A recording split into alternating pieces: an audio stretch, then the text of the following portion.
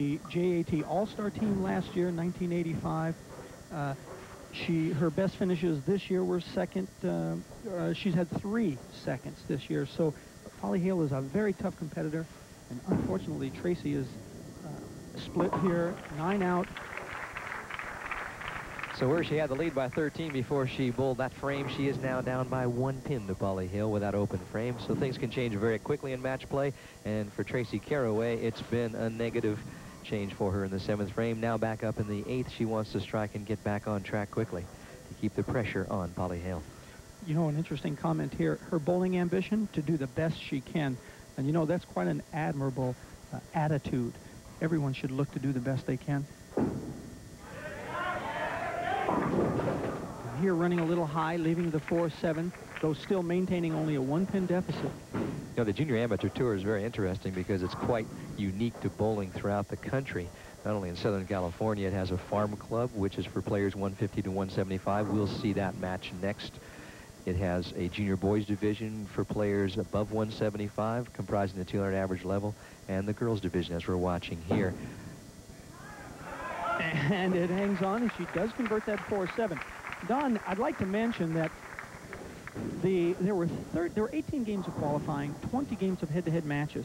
The top-seeded bowler was Polly Hale. Now, for Tracy Caraway to get there, she had to bowl in a step-ladder final. It started out in the first match, Dina Brosh against Rachel Dronham. The winner was Rachel. And here we see Polly striking. Then big strike by Polly Hale there in the 8th frame. Brian LeMagna, check the style of this fine young player. Very upright style. She takes 1 step, 5-step approach here. She allows that ball to swing, and we'll watch how smooth and level that body is as she lets go of the ball. Good balance. For the double, lead to 11. And again on the Brooklyn side. As I was saying, there was a step-ladder final. Dina Brosh, Raquel Drawham. Raquel beat her.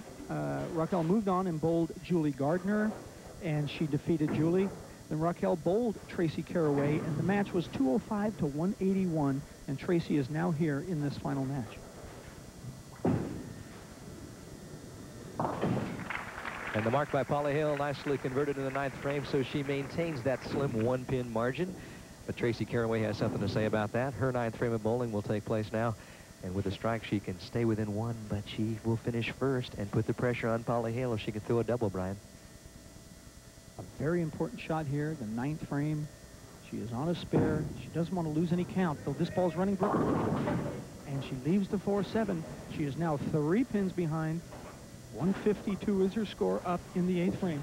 The Junior Amateur Tour is interesting because it's a lot like the PBA Tour, the men's and ladies tour. They have qualifying that leads to match play competition that leads to a top 5 step-ladder championship final each time they meet throughout the months of the year. This is a showcase event, an opportunity to show the fine competition that this organization displays. And she does convert that 4-7 in the 9th frame. Tentatively at best, but it's a spare, and she is down now by 3 pins, so she'll finish first in the 10th frame. If she should strike out, she can bowl 202. That would give her a 7-pin lead. Don, this might be to her advantage because she is the lesser in experience. Yes. As I said, Polly Hale has 5 titles, 3 of them in 1984. She's been there before. A little more speed, a better shot. Oh, deflecting a little, leaving a 7-9, unfortunately. And the same thing that happened to Polly Hale between strikes in the 7th frame now plagues Tracy Caraway at the worst possible time. Well, we may be seeing right here an opportunity for Polly Hale to win her 6th title, and she'll just need to maintain count to do that.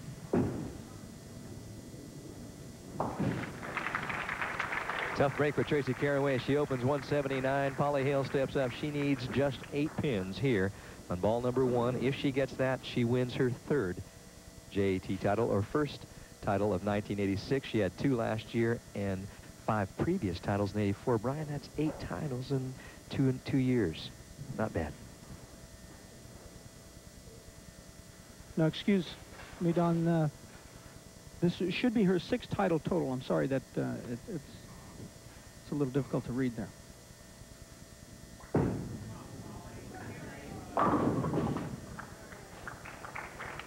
So there you have it. Polly Hale gets the 8 pins she needed. She wins this JAT final in the junior girls division, and a hotly contested tournament it has been over the past 4 days, Brian, for Polly Hale to come all the way. Truly a test not only of stamina as an athlete, but as skill. Don, these bowlers bowled, the top 5 averages were all in the 180 range, 187.5. Tracy Caraway averaged 195.3 to get here, and there she is, obviously a little disappointed, but I'll tell you, bowling 196 average, 236 high game. Her match play record, Don, was 15-5. So she's a very tough competitor, and we'll see her again on our telecast. Yeah, keep in mind, just the first year of competition in JAT. The big strike, final score 193. Polly Hale, the champion of junior girls division. Stay with us. We're coming back with more of the action in this JAT final right after this commercial break.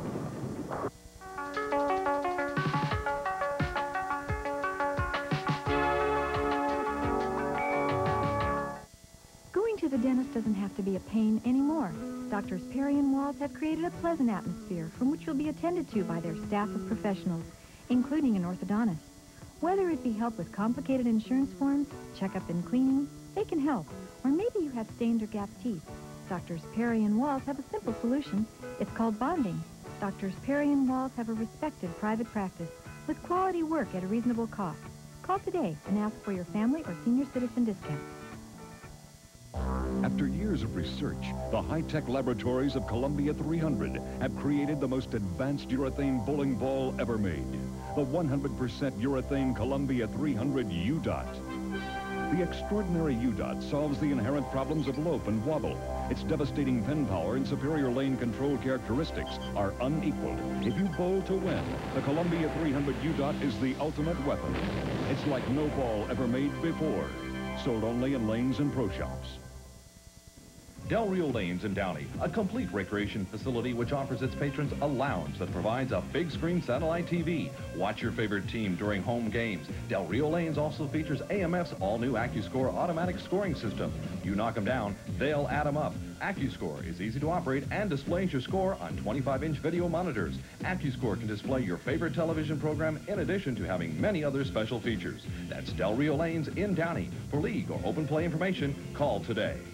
Hi, Jim Lazar, Datsun of Orange. Usually I do commercials with my friend John at Gardena Datsun, but this time I'll show you the hottest deals around with his able assistant. A 1984 Audi 5000 four-door sedan with air conditioning, power, everything, folks, for only $11,990. Here's a 1984 Jeep Cherokee 4x4 wagon. These are tough to find. Loaded with equipment, air conditioning and automatic for only $10,990. Here's a 1985 Toyota Tercel wagon. It's a 5-speed air conditioning with a cassette. Great family car for only $6,990. An 84 Nissan 200 SX Turbo. Everything on this one, folks. Even a sunroof for $11,990.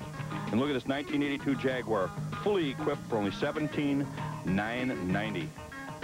So don't monkey around looking for the lowest price. It's right here at Datsun of Orange, just 1 mile east of the 57 freeway on Catella Avenue. And forget about those other gorillas. And please, call me.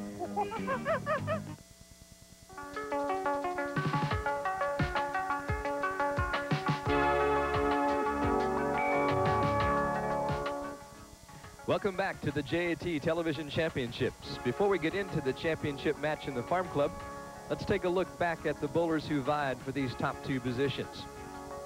Finishing in the 5th position, Jeff May. In the number 4 position, Joel Singer. In the number 3 position, Rocky Pritzkan. Now, let's get back to the championship match already in progress.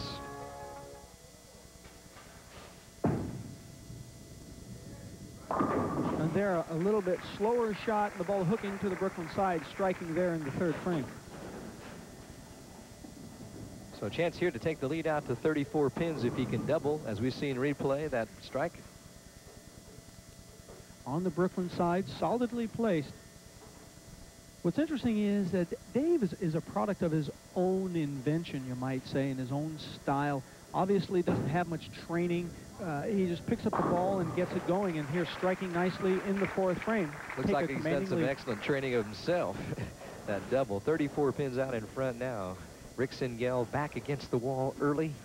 He's on an open frame. He needs to get the strikes going right here, or it could be all over.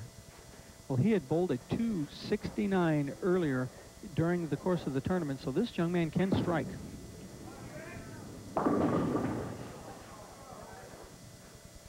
And that ball running just a little high, leaving the 4-7. You know, Rick averaged 197.9 for the 38-game distance. I'm very impressed with these young men. Well, I'm impressed not just with the scores, but with their technique. They look well developed out there.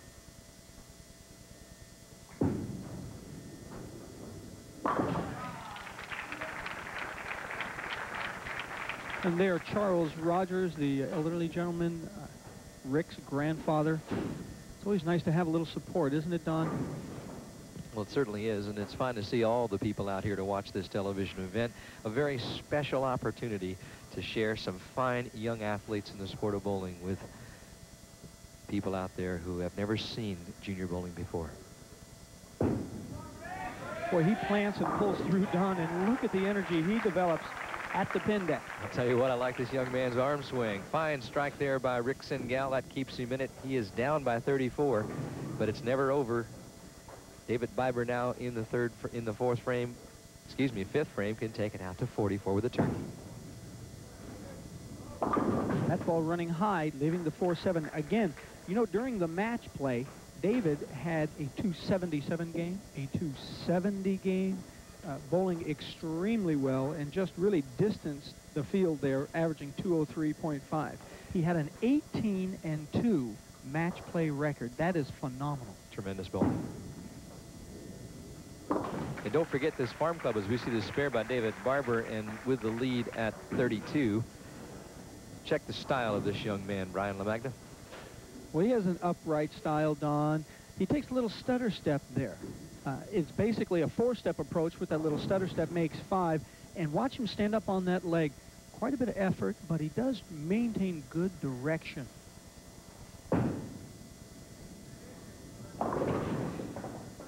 You know, it's interesting when you watch his bowling style. He drives up on that leg, but he keeps a very level shoulder position so the swing stays on line. A lot of shots are saved by that fine position. Well, it's a determination in the mind, isn't it? Yes. Where your focus of attention is on where you're going, more importantly than how you're getting there.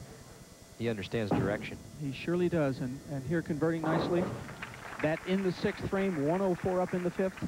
And we are just about halfway through this Farm Club final. Don't forget, ladies and gentlemen, that we are watching bowlers that represent the 150 to 175 average range. But Brian, as you pointed out, in David Biber, he averaged 203.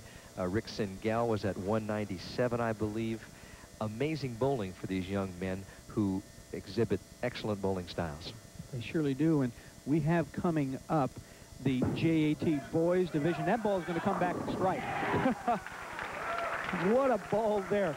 But I was about to mention, Don, we have for our viewers a very special treat. In the next match, as we watch and replay this ball go to the edge, in our next match, we're going to see 2 deaf bowlers who led the tournament, Mark Fisser and Carl Malucci. They're both left-handed. Both of those bowlers averaged well into the 220s and 230s. And in Mark Fisser, a young man who shot 803 on 245, 269, 289. Here, unfortunately, Rick pulling his ball to the left of the target. And, you know, you live by the sword, you die by the sword sometimes. And one of the things about the game of bowling is that direction is the most important part of it. And this young man, though, when he learns to harness that power, he is going to be something to reckon with out there on the Pro Tour. And there he did straighten that shot out and made a good attempt. But an open frame nonetheless in the 7th, so Rick Singal falls further behind.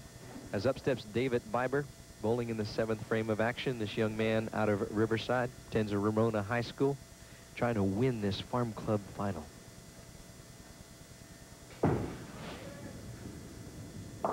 This ball running high, leaving the 4-7-10, a very difficult split. 121 up in the